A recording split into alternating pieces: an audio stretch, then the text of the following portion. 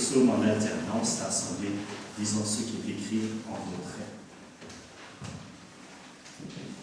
Dieu soit loué, vous tous qui vous êtes mis au service de notre Dieu. Chantez en son honneur. Dites tout le bien que vous pensez de lui. Dites-le maintenant et en tout temps. Dites-le en vous levant le matin.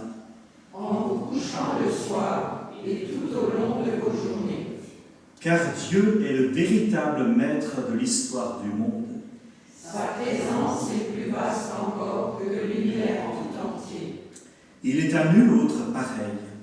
À la fois très haut et très bas. Il s'agenouille auprès de celui qui a mordu la poussière pour l'aider à se relever. Il relève le pauvre bien au-dessus d'un tas d'ordures sur lequel il vivait. À ses yeux, il est l'égal d'un prince. Il témoigne la même considération qu'aux puissants de ce monde. Il fertilise la vie de celles et de ceux qui se sentent inutiles. Les voilà débordant de vitalité. Dieu soit loué. Ihr seid im Vater.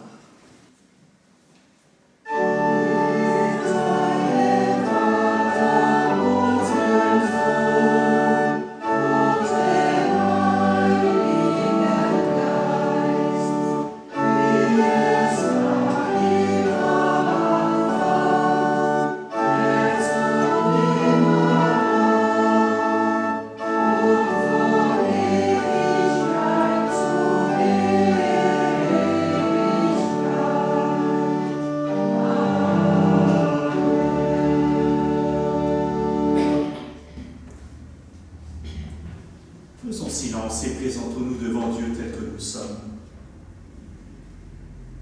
Ô Dieu, tu es comme un Père dans les cieux. Tu es comme un Fils bien-aimé. Tu agis comme un esprit invisible.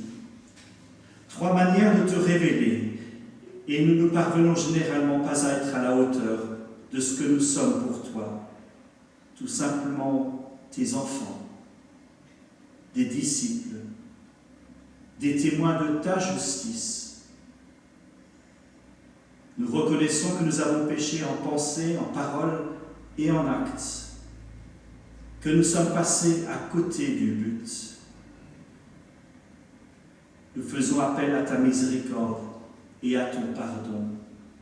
Seigneur, prends pitié. Herr, erbarme dich.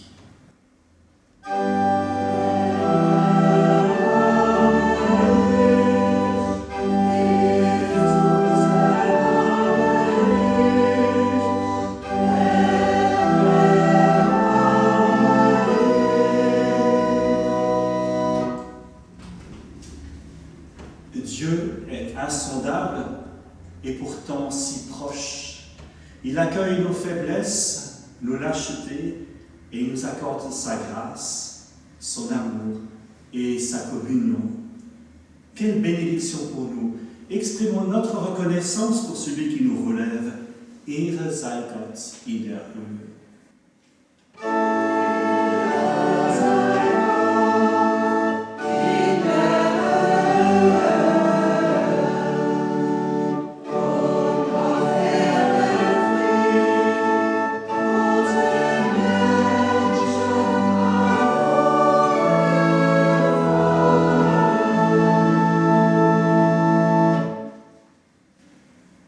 Nous prions.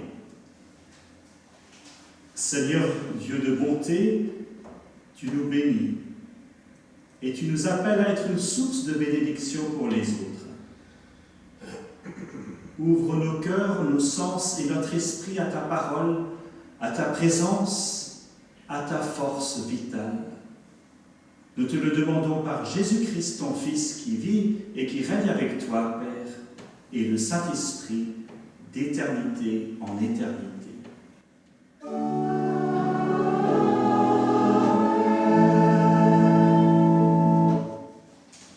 Vous allez prendre place pour les lectures bibliques.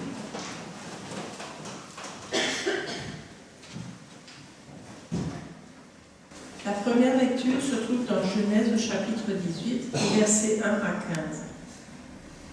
Le Seigneur apparut à Abraham près des chênes de Mamré.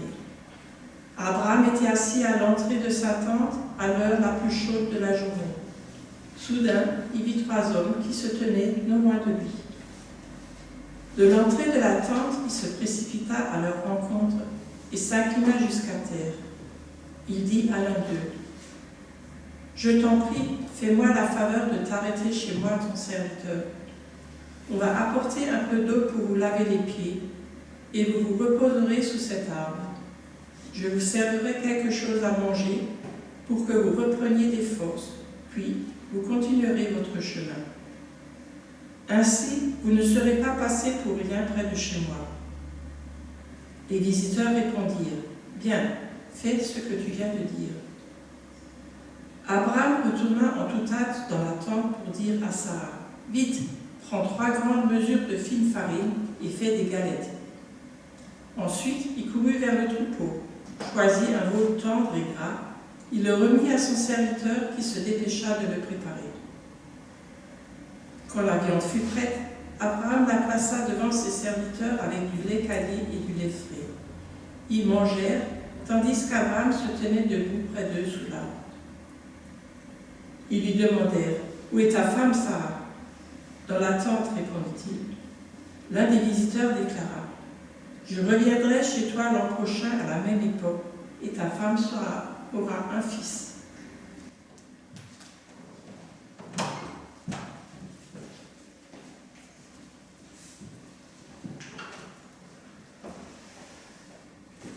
Le mot d'ordre du dimanche de la Trinité se trouve dans la 2e lettre aux Corinthiens, au chapitre 13.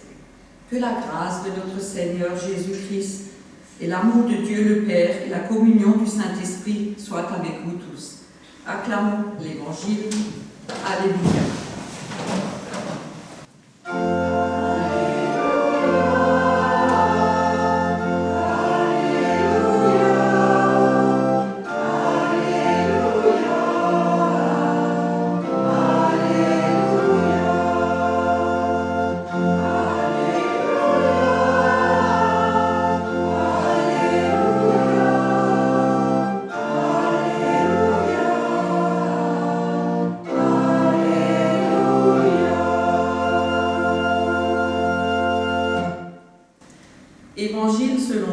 3, versets 1 à 8. Il y avait un homme parmi les pharisiens appelé Nicodème, qui était l'un des dirigeants juifs. Il vient de nuit trouver Jésus et lui dit : « Rabbi, nous savons que tu es un maître qui enseigne de la part de Dieu, car personne ne peut faire des signes extraordinaires comme tu en accomplis si Dieu n'est pas avec lui. » Jésus lui répondit : « Oui, je te le déclare, c'est la vérité. Personne ne peut voir le règne de Dieu s'il ne naît pas de nouveau. » Nicodème lui demanda : « Comment quelqu'un d'âgé peut-il naître de nouveau ? Pourrait-il retourner dans le ventre de sa mère et naître une seconde fois ?» Jésus répondit : « Oui, je te le déclare, c'est la vérité. Personne ne peut entrer dans le règne de Dieu s'il ne naît pas de l'eau et de l'esprit. Ce qui naît de parents humains est humain. Ce qui naît de l'esprit Dieu est esprit. Ne sois pas étonné si je t'ai dit : il vous faut tous naître de nouveau. L'esprit, comme le vent, souffle où il veut. Tu entends le bruit qu'il fait, mais tu ne sais pas d'où il vient ni où il va. Voilà ce qui se passe pour toute personne qui naît de l'Esprit de Dieu. » Lobs sei dir, ô Christ.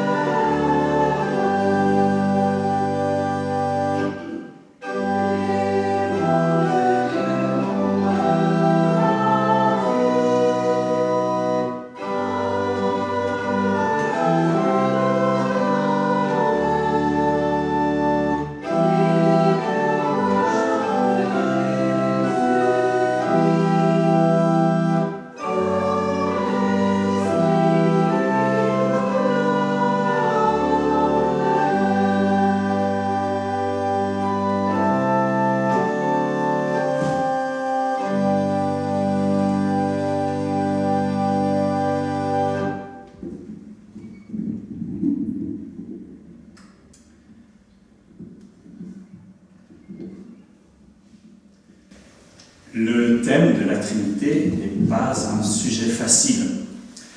Déjà que c'est un mot qui ne se retrouve pas dans la Bible, nous ne le retrouvons pas non plus dans les lectures proposées pour le dimanche de la Trinité. Le mot Trinité est un concept qui a été adopté au IVe siècle après Jésus-Christ, lors du concile de Nicée. Ce mot est un fruit de l'interprétation des différents textes bibliques. Et ce matin, je vous propose, dans un premier temps, d'aborder cette question de la Trinité à partir d'une œuvre d'art, d'une icône en particulier, et cette icône fait partie des icônes les plus reproduites. Vous l'avez certainement déjà aperçue, puisque elle se trouve sur la première page de votre feuille. Alors cette icône a été réalisée par un moine peintre russe du nom d'Andrei Roublev, Et sa vie de ce moine se situe dans une fourchette allant de 1360 à 1428. Alors ce que je vous propose maintenant, c'est de garder cette œuvre devant vous et de l'observer. Et d'abord de vraiment faire des constats, de l'observation sans entrer dans l'interprétation. D'abord ce que vous voyez, ce que vous constatez. Je vous laisse la parole.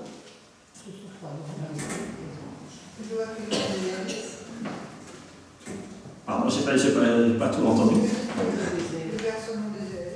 Oui. Avec des ailes, oui. L'aura autour de leur visage, de la tête, une aura. Oui, une auréole. Une auréole, oui. Partage un repas, oui. Ils ont le même visage. Ils ont leur visage le même.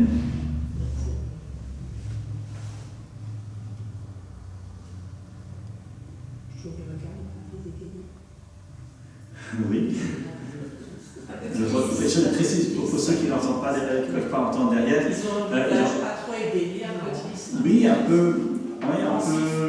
pensif. Oui.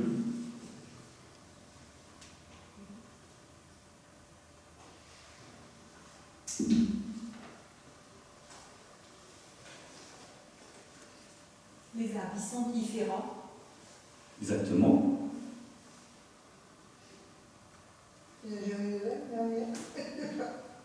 Pardon? J'ai dit peut-être Jérusalem derrière, je ne sais pas. Il y a effectivement un bâtiment derrière. Oui. Il y a encore peut-être un dernier détail sur lequel on peut s'appesantir, c'est la couleur. C'est très clair. Alors, vous avez ça dépend de l'étalonnage des photocopieurs, c'est un peu la difficulté des reproductions d'œuvres d'art, mais effectivement c'est plutôt la couleur jaune, dorée. Et dans l'art byzantin, le doré, ça signifie que cette scène se passe hors du temps. C'est une scène céleste quelque part. Il y a un lien entre le terrestre et le céleste, on est vraiment hors du temps. Et donc nous voyons ces trois personnages disposés autour d'une table, et donc ils ont des ailes, ils sont assis, et donc ils sont identiques, leur visage. Et alors le regard, effectivement, il est un peu orienté vers le bas. Et le regard comme ça, c'est en général, dans la peinture, on remarque souvent, quelles que soient les époques, c'est un regard intérieur. Il n'est pas en train de regarder, d'observer, il est pensif. Donc, alors, au fond, nous voyons un bâtiment. Alors, on voit peut-être aussi un arbre. Peut-être il pourrait s'agir d'un chêne. Et alors, avec tous ces éléments, est-ce que vous reconnaissez un récit biblique que vous avez déjà entendu? 3 hommes, un chêne. C'est la lecture du jour, que vous avez entendu tout à l'heure. Alors, cette icône s'inspire du récit de la rencontre entre Abraham avec 3 visiteurs venus lui annoncer, entre autres, la naissance d'un fils. Alors, dans l'œuvre de Wrublev, ni Abraham ni Sarah ne sont représentés, parce que l'icône évoque plutôt ce que Abraham a vu. En tant que spectateur de l'icône, nous voyons de certaine manière ce que Abraham voit.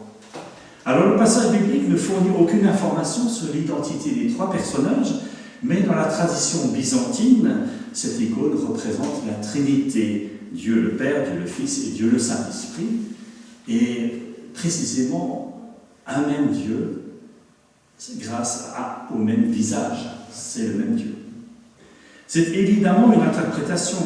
Ce texte, la lecture du texte de la rencontre d'Abraham avec les 3 visiteurs, comme l'ont fait les premiers chrétiens dans la lecture de l'Ancien Testament. Le Nouveau Testament n'existait pas encore, donc ils ont cherché à puiser dans l'Ancien Testament ce qui annonce la venue du Christ, et cherche à trouver le Christ présent dans les récits de l'Ancien Testament. Alors les 3 personnages se ressemblent parce qu'ils symbolisent la triple incarnation du Dieu unique. Alors les théologiens et les experts en art ont émis plusieurs hypothèses sur qui est qui. Et on ne sera jamais sûr à 100%, puisqu'on ne peut plus interroger son créateur, mais une des hypothèses généralement acceptées est que Jésus est au centre. Il porte une tunique rouge. C'est la tunique à la fois impériale, mais aussi la tunique rouge sang, qui représente l'incarnation, le Jésus humain. Et en même temps, il porte une toge bleue qui évoque le ciel, la divinité, l'aspect. Donc on a les deux natures de Jésus, à la fois humaine et divine. Alors, le personnage de droite est généralement identifié au Saint-Esprit.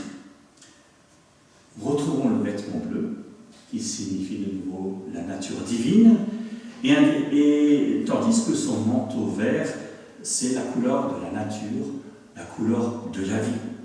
Et cela nous rappelle aussi le récit de l'Esprit, où il est question de l'Esprit pour la première fois dans la Bible.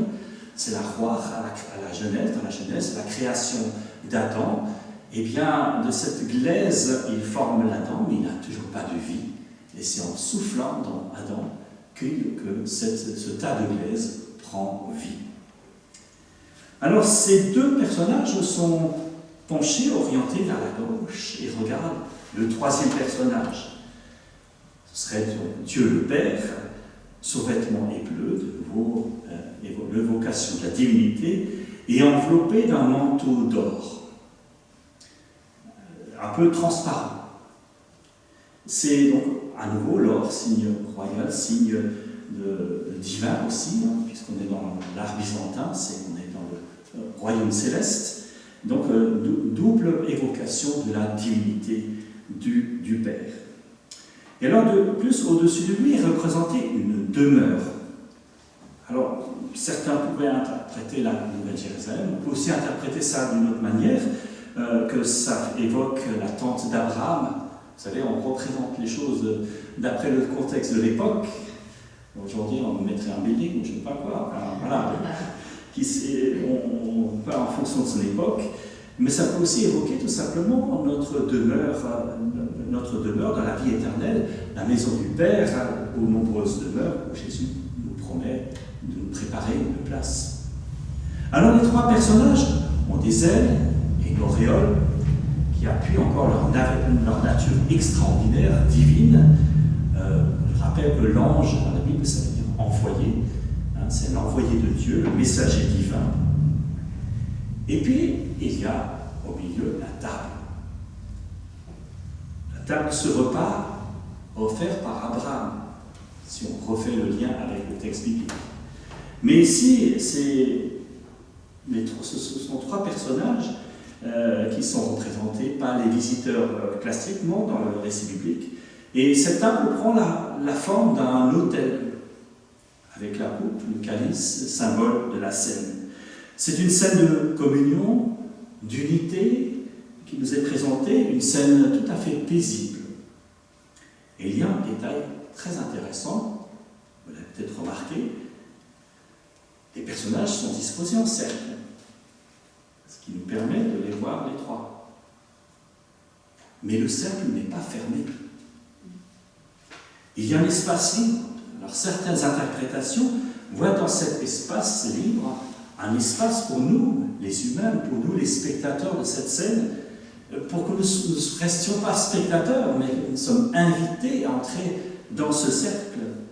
Nous sommes inclus pour participer à la communion de la scène, invités à faire partie de ce triangle de relations d'amour. Alors il y a encore plein d'autres choses à relever dans ce récit, notamment, on m'avait dit, il y a des petites tiges qui traînent dans la main. Alors, je n'ai pas trouvé d'interprétation, j'ai une fois lu une interprétation, mais si je ne l'ai pas retenue, c'est peut-être qu'elle ne me paraissait pas très pertinente, mais peut-être que c'est celle qui représente le berger, à chaque fois, comme le berger qui tient son bâton. Et tous les trois porteraient ce bâton. Alors, en tout cas, c'est inépuisable d'étudier une œuvre comme ça, Mais l'objectif de cette œuvre n'est pas de donner des explications sur la Trinité, mais plutôt de nous faire méditer sur ce mystère et de nous mettre en contact avec lui, avec le mystère de Dieu qui se révèle dans sa nature humaine et divine, qui se révèle en 3 dimensions.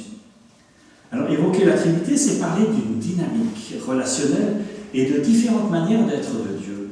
Un Dieu à la fois tout autre, qui se distingue de la création et qui est présent dans la création.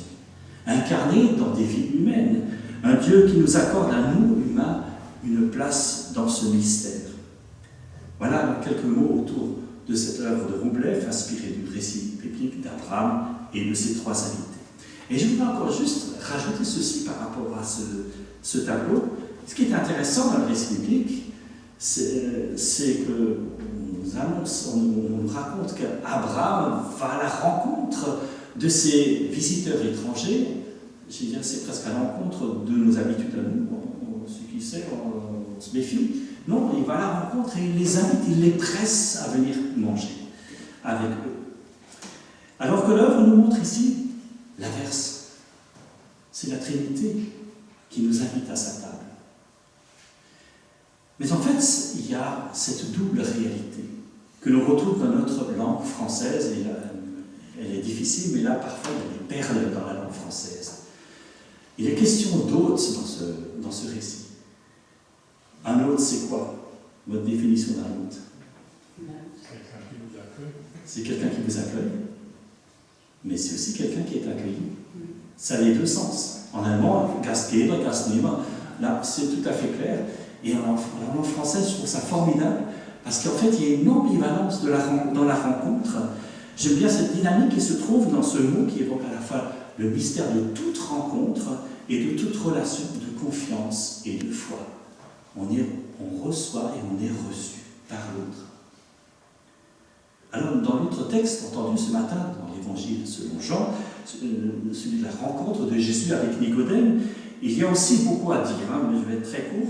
Il est aussi question d'une rencontre mystérieuse, cette fois entre Jésus et un sachant qui se rend compte qu'il ne sait pas, qu'il n'a au fond rien compris de ce qui se passe. Nicodème est aussi en face d'un mystère. Alors j'aime bien ce texte parce qu'il révèle cette nécessité pour le chrétien de ne pas épuiser le sens du message biblique, de ne pas réduire Dieu à notre expérience que nous avons faite à un moment donné, à notre compréhension. Il nous invite tout simplement à nous laisser surprendre par les voies par lesquelles Dieu se révèle à nous, cherche à nous orienter, à se manifester, à se rendre présent dans nos vies. Il nous est important de laisser une place pour Dieu dans nos vies, pour le laisser advenir, pour nous laisser surprendre, pour le laisser agir. Et ce n'est pas pour rien que Jésus déclare à Nicodème qu'il faut naître de nouveau, ou naître d'en haut. Les 2 traductions sont possibles.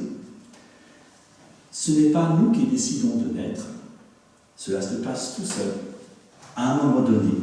Cela ne dépend pas de nous, de notre volonté. Ainsi, notre foi n'est pas le produit de notre labeur, il n'est pas le produit de nos réflexions, bien que celles-ci soient très importantes, mais elles ne sont pas déterminantes. La foi survient comme la vie, mystérieusement.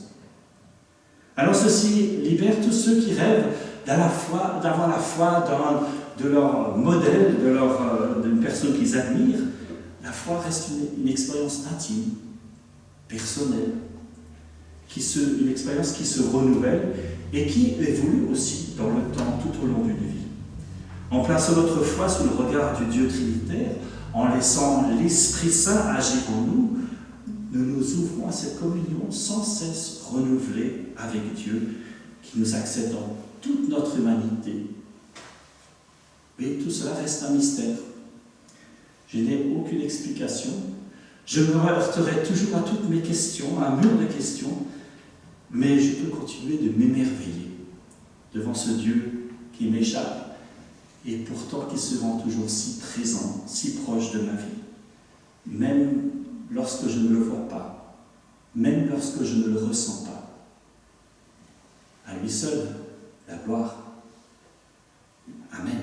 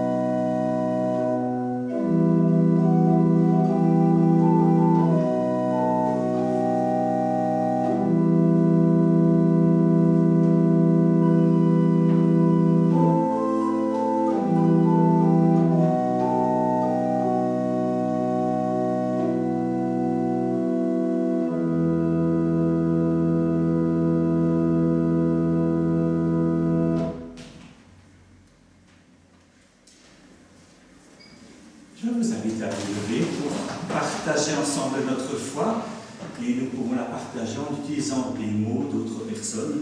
Et cette fois-ci, aujourd'hui, c'est de Grégoire de Naziance, un père de l'Église ancienne. Lumière qui n'a pas de nuit, nous te bénissons, Père des Lumières. Christ, parole de Dieu, splendeur du Père, lumière de la lumière et source de lumière, esprit de feu, souffle du Fils comme du Père. Trinité sainte, lumière indivise, tu dissipes les ténèbres pour créer un monde lumineux d'ordre et de beauté qui porterait ta ressemblance. De raison et de sagesse, tu éclairas l'homme, tu l'illuminas du sceau de ton image pour que dans ta lumière il voie la lumière et que tout entier il devienne lumière. Tu fis briller au ciel d'innombrables lumières. Tu ordonnas au jour et à la nuit de s'entendre, à se partager le temps, tour à tour, paisiblement. La nuit met fin au travail du corps fatigué. Le jour appelle les œuvres que tu aimes et nous apprend à fuir les ténèbres, à nous hâter vers ce jour qui n'aura plus de nuit. Amen.